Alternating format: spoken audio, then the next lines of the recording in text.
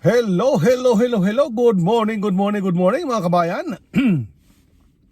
Magandang buhay po sa ating lahat.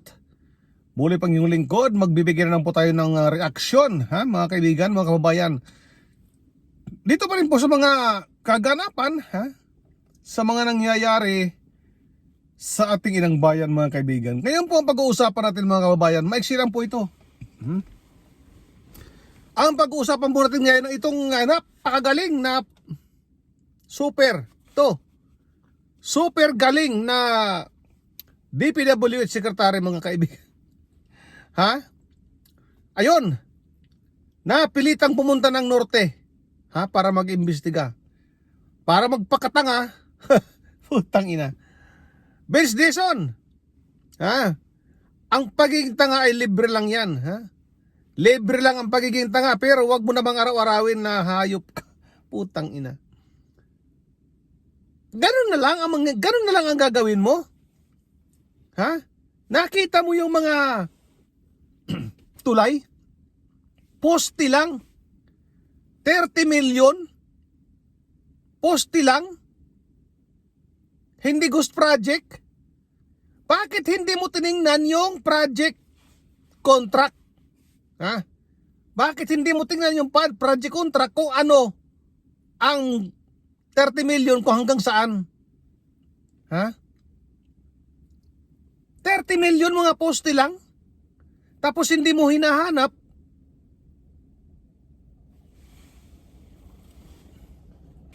Tapos hindi mo hinahanap kung saan napunta yung pera? Ganon na lang. Ang gusto mo, budgetan na lang, bigyan ng panibagong budget. Ang putang inang kagaguhan, ganun lang yun. Hindi mo pa nanagutin ang mga kontraktor? Anong klaseng katangahan yan? Anong klaseng kabubuhan?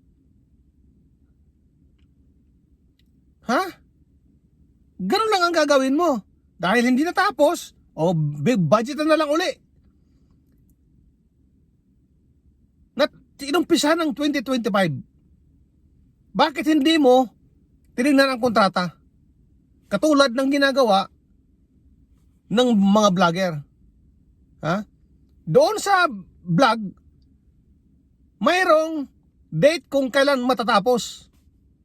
Na hindi naman sinasabi na phase 1 o phase 2 o kung anong phase 2 yan.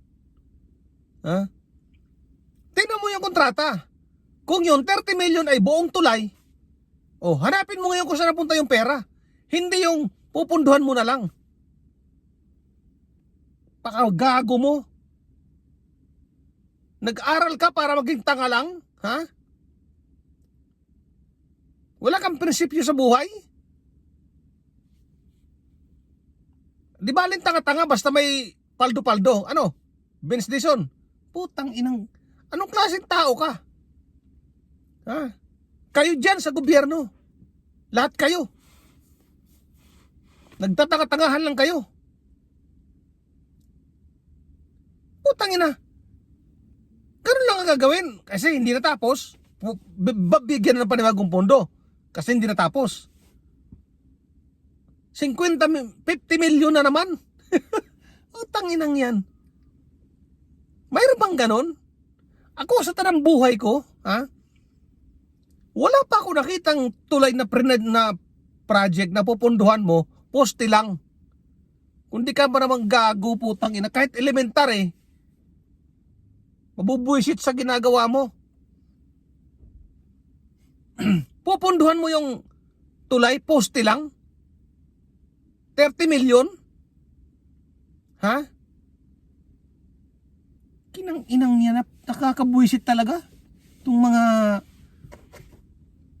Itong gobyerno talaga ni Marcos, walang kakwenta-kwentang putang ina. Puro pagnanakaw lang nasa isip ng mga puki ng inang yan. Grabe. Ganun lang yun. Hindi sana, hindi ka na lang sana nagpunta. Ang nakakabwisit, hindi niya hahanapin kung saan napunta yung pondo ng tulay na yon. Hindi niya hahabulin ng kontraktor. Kasi mga kaibigan, mga kababayan, Yang pangungontrata, mayroon yan time limit kung kailan, kung ilang araw gagawin, to 400 days, 300 days. Kapag hindi nila natapos yan sa araw na yon, may multa yan, may penalty yan sa mga kontraktor. May penalty. Bakit hindi niya tanungin? Ba't hindi niya hanapin ang kontrata? Hindi niya tingnan ang kontrata.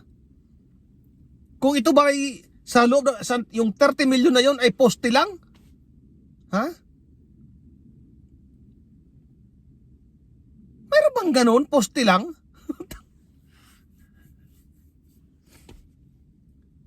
Ang hirap nun, ha? Nakakapag-init talaga ng ulo, mga kaibigan, mga kababayan. Kahit wala ako sa Pilipinas, talagang hindi ko nasusuka talaga ako sa gobyerno na to. So, hanggang dito lang po muna tayo, mga kaibigan, mga kababayan. Please subscribe ang YouTube channel at pakihit pang notification bell para po updated po kayo sa aking mga videos. Maraming salamat po. Bye-bye.